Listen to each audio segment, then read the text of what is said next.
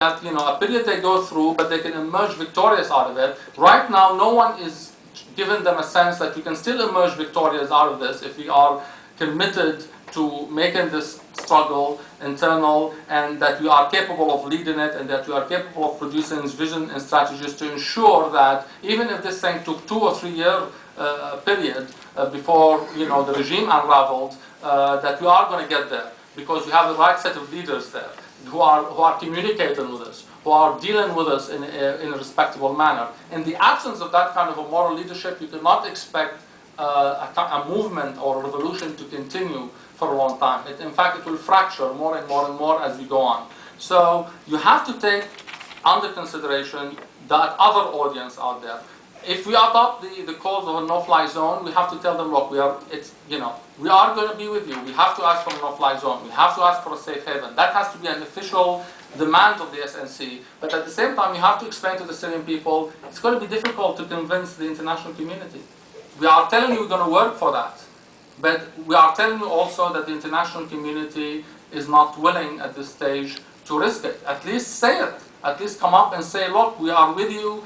These demands are our demands, but it's going to take a long time before the international community gets on our side. Because in this way, you're protecting your group, your main audience, your main supporters is going to be one behind you. Is going to feel, oh, at least you adopted our demands. You are listening to us. You are communicating with us. There is something going on. But I feel that the protesters are being left on their own, without a sense of leadership, without anyone explaining anything to them. And they're being taken for granted, and they're being manipulated like chess pieces by all these different groups asking them to raise, you know, names and raise banners and whatever. We are getting into that kind of a strategy, and I'm very sure that the 100 or 200 comments you get on your Facebook or the emails you get include that kind of a frustration by the people on the ground. We really need to take it seriously, and before we lose control and we lose whatever credibility we have left with the street. Already there are talks, I don't know, you know, how credible they are or how advanced the plans are,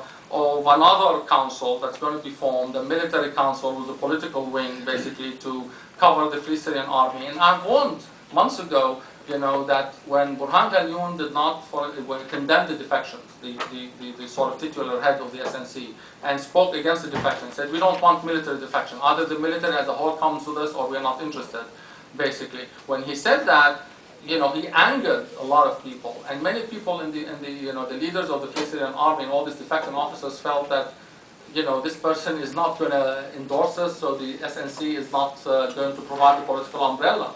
Now, all of these military figures realized at one point or another they need a political umbrella. So unless Burhan Ghalioun and Riyad al-Assad, unless the SNC and the Free Syrian Army can act together and coordinate, what we are going to end up happening is the Free Syrian Army having to produce its own political group in order to provide that umbrella for its demands. And that's a major division, basically, if it happens. I want to see the SNC become better. I want to see the SNC become more representative. I want to see the SNC being able to tackle all of these issues. Otherwise, the realities itself on the ground, within the opposition groups, within the protest movements, within the Free Syrian Army and the defectors, are going to produce something else. It may not be more popular, less popular, it doesn't matter. But it's going to be a division, and we're going to be back to dealing with a fragmented revolution. So we need to see the protesters being directly addressed by people who are going to speak in their name.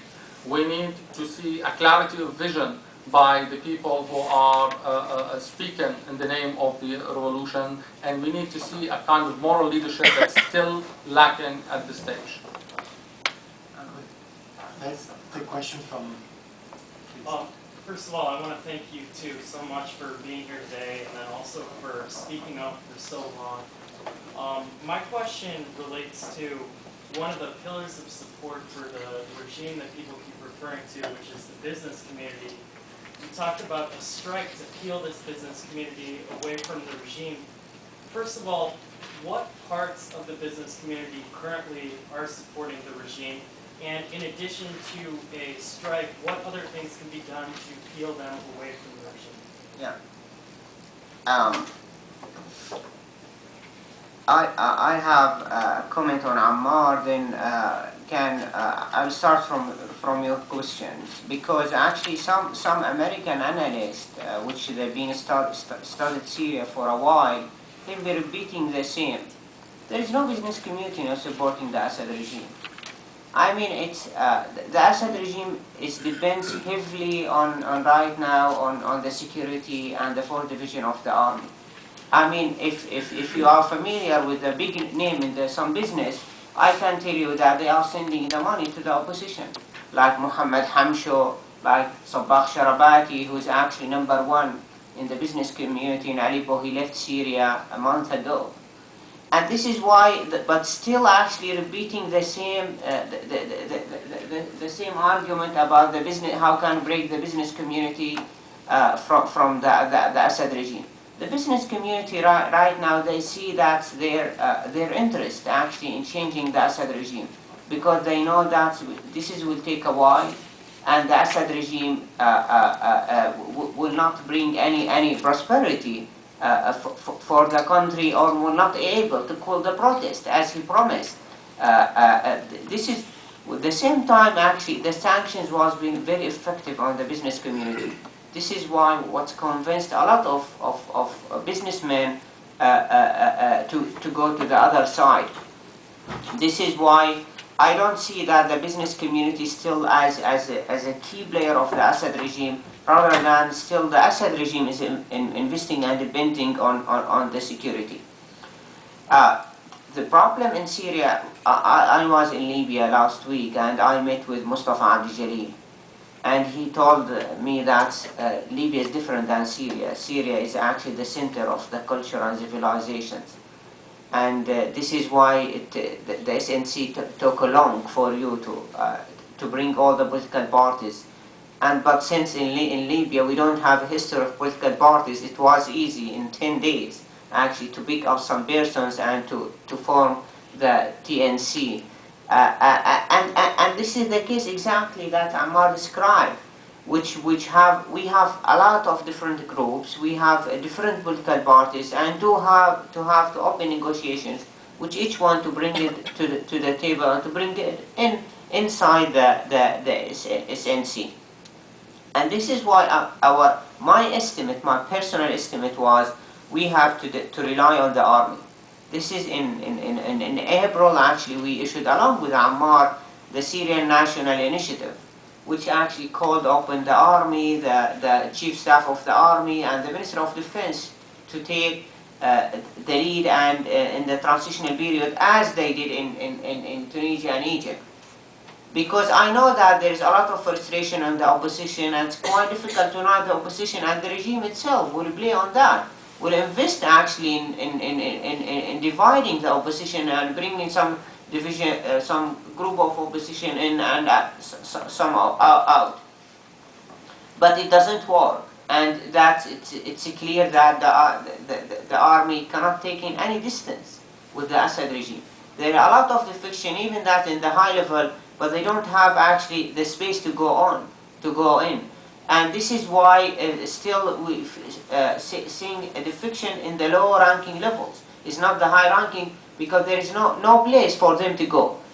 And this is why if the army failed to take actions, we have to go back, like on the Libyan model, to depend on the army. Since May and on June, we started actually talking and working to organize the opposition, to have the Syrian National Council and the Libyan Council. We know it will have some difficulties, but with a lot of failed tries in different conferences, in Turkey, in Cairo, in different places, but we have this task. Without that we cannot, because all the international community, they need to address, to talk to. When they said we have different opinion in the opposition groups, we have to unite ourselves and to take the debate among ourselves within the council. Then we'll have one position. Myself, I start talking about no-fly zone since June, and repeated that and for the people in Syria, and convincing actually the Americans and the Arabs for the importance of the no-fly zone, even that the Assad regime is not using actually the missiles or the air force as the Gaddafi did in Libya. But still, actually, they depend on the Air Force